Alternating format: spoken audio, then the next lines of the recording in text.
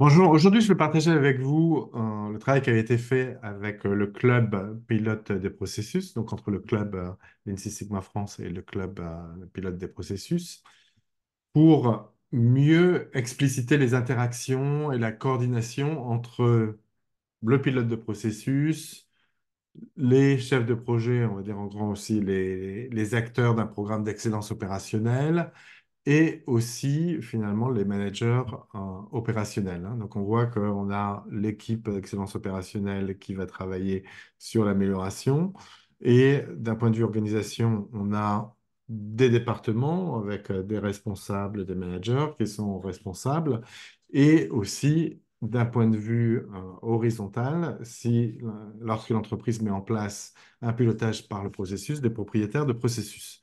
Donc la question, c'est comment tout cela interagit.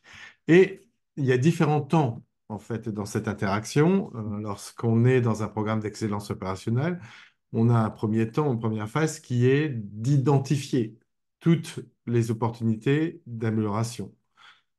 Donc là, c'est toute la partie diagnostic qui permet de ne pas se jeter sur la première opportunité qu'on voit, mais de s'assurer qu'on a bien identifié toutes les opportunités. Ensuite, qu'on les a hiérarchisées, et cela généralement en fonction aussi de la stratégie, des priorités de l'entreprise. Ensuite, on les a classés parce que toutes les opportunités d'amélioration ne vont pas se mener de la même façon, donc avec forcément les mêmes ressources. Donc, il faut les classer. Donc, ça, c'est tout un grand travail qui finalement aboutit à un plan de progrès de l'entreprise.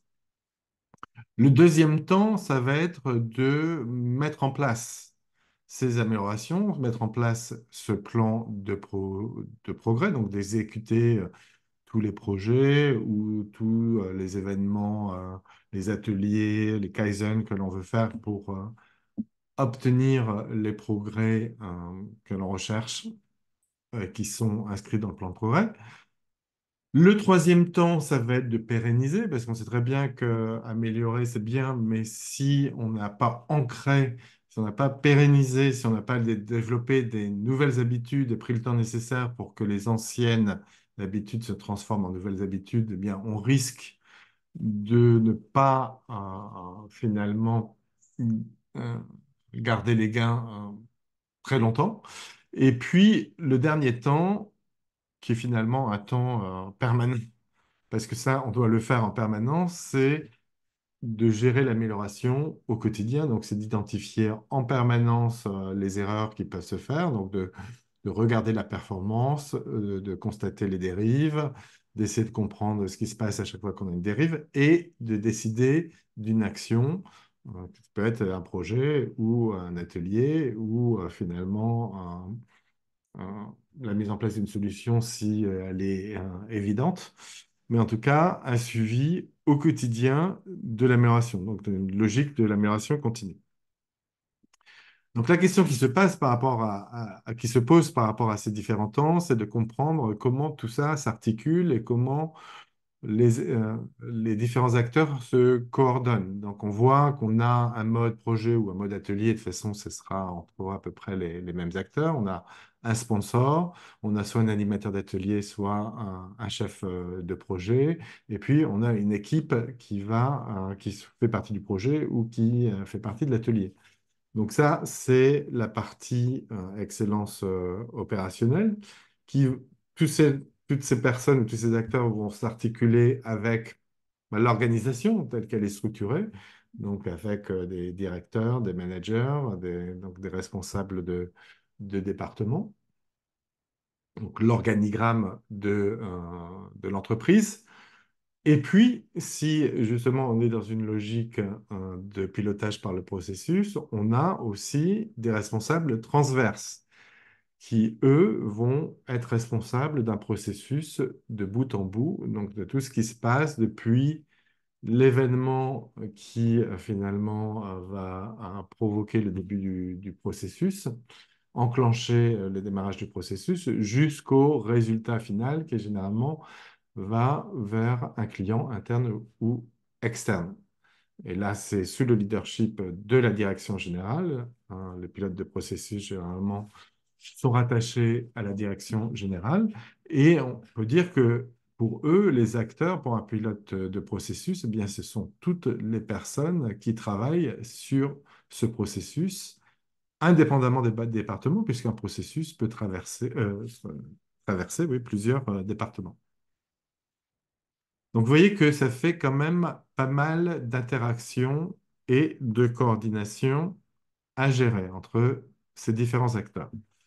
Donc, si je regarde un chef de projet, maintenant, ce qui gravite autour d'un chef de projet ou un animateur d'atelier, eh bien, on a bien sûr son équipe et il fait appel aussi à des experts. Donc, ça, c'est ce qu'on va dire constitue l'équipe projet ou l'équipe atelier. On a ce qu'on appelle dans la démarche Six Sigma un Master Black Belt, on va dire un coach qui va former le chef de projet s'il a besoin d'être formé et aussi l'accompagner, ou en tout cas être un soutien d'un point de vue outil et un point de vue méthode. Donc lui, il travaille vraiment directement avec le chef de projet ou l'animateur d'atelier. Le chef de projet a besoin aussi d'un sponsor. Là, le choix du sponsor est très important. Le sponsor va aider à la bonne exécution du projet. Il va permettre aussi d'éliminer les barrières qui peuvent se présenter lors de l'exécution. Euh, donc, le chef de projet ou l'animateur d'atelier a besoin d'un sponsor pour la bonne exécution du projet ou de l'atelier. Il va devoir interagir avec les managers parce que les améliorations qui vont être faites sont bien dans un département ou si c'est transverse sur plusieurs départements qui vont devoir modifier certaines de leurs habitudes. Et là, il va falloir qu'il interagisse avec les managers pour que les managers acceptent et adhèrent à ces améliorations et s'assurent que les subordonnés mettent en place ces améliorations et ensuite les pérennisent. Et enfin, on a aussi le propriétaire du processus, parce que si on impacte son processus et on touche sur son processus, alors tout dépend du projet sur lequel on travaille, ça peut être un projet transverse où là, on peut imaginer que le projet va optimiser le processus de bout en bout, ou alors ça peut être juste une part du processus, mais en tout cas, le propriétaire du processus a bien sûr son mot à dire et il va interagir avec le chef de projet, mais aussi avec son sponsor. Donc, voilà un peu les interactions lorsque on est au niveau du projet ou au niveau de l'atelier. Donc maintenant, regardons un peu à chaque phase, à chaque étape, ce qui se passe. Donc la phase 1, donc, qui est la phase où on identifie, on hiérarchise et on classe toutes les opportunités d'amélioration. Donc, généralement, c'est la phase où on arrive avec des pré-mandats. On a identifié ce que l'on veut faire et ensuite, on va croiser ça avec les ressources que l'on a. Mais on va déjà avoir un pré-mandat qui permet de comprendre quel est le problème, quelle est l'importance du problème et quel est l'objectif que l'on se donne.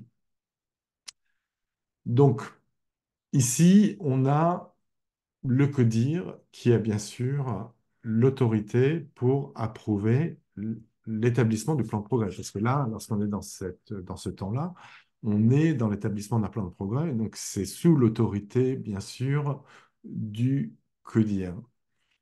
Le responsable du programme d'excellence opérationnelle va bien sûr être le responsable aussi de l'exécution de ce plan de progrès. Enfin, pas de l'exécution, mais il est responsable du fait que ce plan de progrès s'établisse dans de bonnes conditions.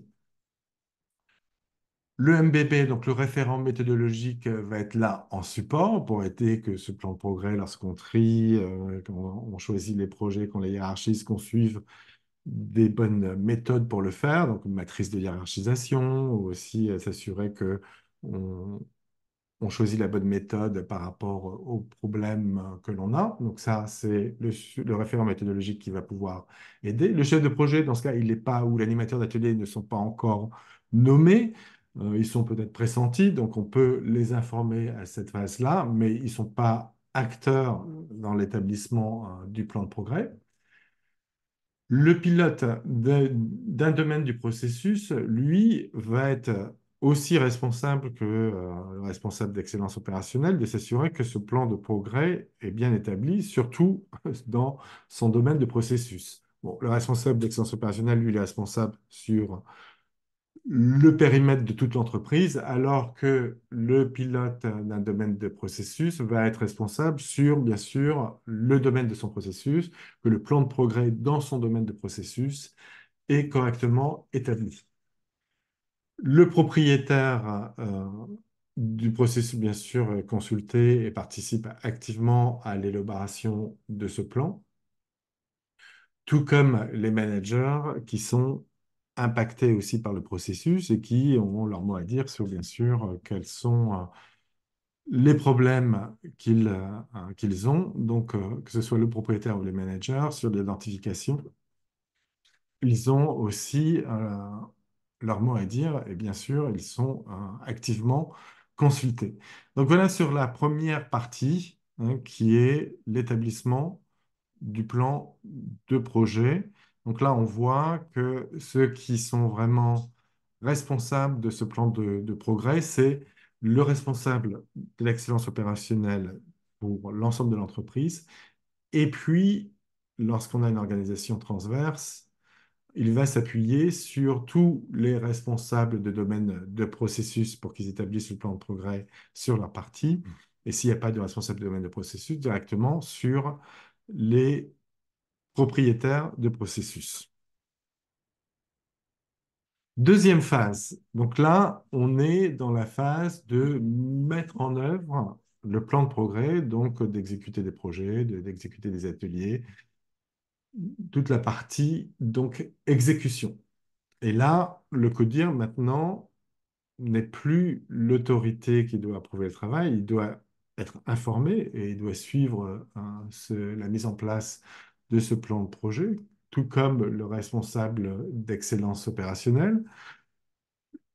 Le référent méthodologique, bien sûr, va toujours être en support pour s'assurer que les chefs de projet, les animateurs d'atelier ont les formations, ont l'accompagnement nécessaire, utilisent les bons outils à bon escient, donc s'assurer que d'un point de vue méthodologique, tout se passe bien. Mais celui qui est responsable du chef de projet, du projet ou responsable de l'animation de l'atelier, eh bien, c'est bien l'animateur de l'atelier ou les chefs de projet. Donc, c'est eux qui ont cette responsabilité lors de cette étape. Ceux qui ont l'autorité, eh bien, ce sont les sponsors. Alors, le sponsor du chef de projet, lorsqu'il y a un pilote d'un domaine de processus, ça devrait être lui. On cherche toujours un sponsor le plus élevé possible dans la hiérarchie parce que l'objectif du sponsor, c'est de lever les obstacles. Et s'il n'est pas assez élevé dans la hiérarchie, il aura parfois du mal à lever certains obstacles qui sont difficiles, justement. Donc, plus il est élevé, mieux c'est pour la bonne exécution du projet. Donc là, si on a un pilote d'un domaine de processus, ce sera lui le sponsor, et sinon le propriétaire de processus. Si c'est le pilote d'un domaine qui est le sponsor, eh bien dans ce cas-là, le propriétaire du processus agira comme support. Mais si effectivement le pilote d'un domaine n'existe pas, eh bien dans ce cas-là, on prendra le propriétaire de processus comme sponsor. Et les managers, à ce moment-là, sont consultés. Si on n'a pas de pilote de processus et de propriétaire de pilote d'un domaine de processus, eh bien, il faudra chercher des sponsors au niveau des managers, avec la difficulté, dans ce cas-là, que si on touche en dehors de son périmètre, parce qu'un processus traverse, donc si on améliore une partie du processus et que le cadrage n'est pas complètement en phase avec les responsabilités du département du manager, bien là, on va avoir un problème, puisqu'il faudra changer et transformer des habitudes en dehors de sa zone d'autorité. Et là, ça va être très compliqué. Alors qu'avec un propriétaire de processus, on n'a pas ce problème-là parce que tant qu'on est dans le processus, eh bien, lui, il a l'autorité sur tout ce qui se passe dans ce processus du début jusqu'à la fin. Voilà sur la partie exécution. Ensuite, on arrive à une phase qui est très très importante, qui est de pérenniser, parce que sinon, tout ce qu'on a fait jusqu'à présent ne sert à rien si on n'arrive pas à pérenniser. Et là, on voit que le CODIR, eh bien, il est en support hein, pour s'assurer que la pérennisation se passe bien. Mais les responsables, et là, on a des co-responsabilités, en fonction des périmètres de responsabilité, le manager, sur son périmètre de responsabilité, eh ben, est bien sûr responsable de s'assurer que l'amélioration est maintenue. Le propriétaire de processus l'est aussi, parce qu'on touche une partie de son processus et que certainement les améliorations ont touché plus que le périmètre d'autorité du manager. Donc, lui doit s'assurer qu'on couvre toute la partie où il y a eu des améliorations qui ont été mises en place. Et le pilote d'un domaine aussi est bien sûr responsable de la pérennité, de l'amélioration et de la performance de façon en général de son processus.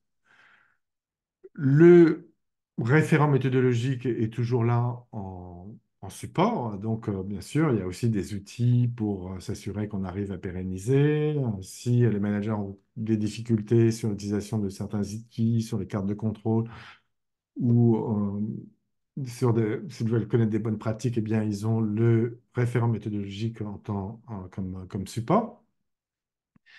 Et le chef de projet, lui aussi, est là en support et il est aussi consulté pour le faire, hein, puisqu'il aide la pérennisation, même si le chef de projet n'a pas vocation à suivre toute la pérennisation. Lui, il va s'assurer du bon démarrage de cette amélioration. Parfois, on lui demande même de faire un audit, peut-être 3 mois après, pour s'assurer qu'effectivement, ça c'est toujours que le plan d'amélioration se passe bien, enfin le plan de pérennisation plutôt se passe bien. Mais lui, il est parti déjà faire d'autres projets. On ne peut pas mobiliser les ressources, que ce soit des animateurs d'ateliers ou des chefs de projet, pour mettre en place la pérennisation. Ils sont là au début. Changer les habitudes, ça prend du temps, ça prend des semaines, et eux, ils doivent partir faire d'autres projets. Donc, c'est bien les managers, les propriétaires de processus, les pilotes du domaine qui doivent s'assurer de maintenir l'effort nécessaire jusqu'à temps que eh bien, les améliorations qu'on a mises en place deviennent des nouvelles habitudes. Et ça prend du temps, donc du suivi, du renforcement, jusqu'à ce qu'il y ait une appropriation complète par les acteurs de cette amélioration.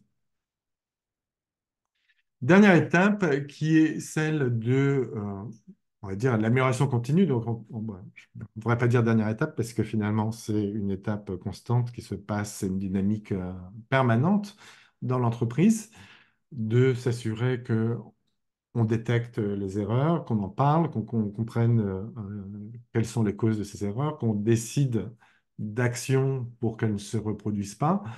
Et là, bien sûr, le CODIR doit être informé et s'assurer que cette dynamique d'amélioration continue fonctionne bien dans l'entreprise, mais celui qui a l'autorité et qui doit décider de cette dynamique, hein, c'est le responsable d'excellence opérationnelle. Il doit s'assurer que cette dynamique fonctionne bien. Le référent méthodologique est là, bien sûr, aussi pour aider sur la mise en place de cette dynamique, sur l'utilisation des outils aussi pour cette dynamique. Donc, il est là en support, mais les responsables, à nouveau, eh bien, on retrouve par rapport à leur périmètre d'autorité les managers, à nouveau, les propriétaires de processus et les pilotes d'un domaine de processus qui doivent tous s'assurer que cette dynamique fonctionne bien dans leur processus ou dans leur domaine de processus. Euh, c'est clairement leur responsabilité. Voilà en résumé comment qui fait quoi dans les différents temps de mise en place d'un programme d'excellence opérationnelle. Donc, que ce soit sur la partie 1 qui est l'identification, la hiérarchisation et le classement de toutes les opportunités, donc l'établissement du plan de progrès, où là, bien sûr, le CODIR est très important puisque par rapport à la stratégie, par rapport à ses propriétés, ses priorités, le plan de progrès doit être complètement aligné sur l'exécution des projets. Eh bien, là, les pilotes de processus sont vraiment très importants pour s'assurer que l'exécution fonctionne bien sur la partie de leur processus. Mais l'exécution est quand même sous la responsabilité soit d'acteurs de l'excellence opérationnelle qui sont les chefs de projet, Green Belt ou Black Belt, et puis aussi les animateurs d'ateliers. La partie pérennisation, là, ça rebascule vers les opérationnels, hein, puisque l'excellence opérationnelle n'est pas là pour s'assurer que la mise en place est faite et que les nouvelles habitudes sont acquises. Ils ne vont pas se substituer aux responsables opérationnels. Donc, c'est les responsables opérationnels qui doivent reprendre le relais là-dessus. Tout comme la responsabilité de la dynamique d'amélioration, c'est aussi avec eux, hein. Donc, c'est eux qui s'assurent que cette dynamique est bien en place. Voilà, j'espère que ce travail qui a été fait peut vous aider à clarifier les responsabilités des uns et des autres dans une organisation matricielle lors de la mise en place d'un programme d'excellence opérationnelle. Je vous remercie de votre écoute.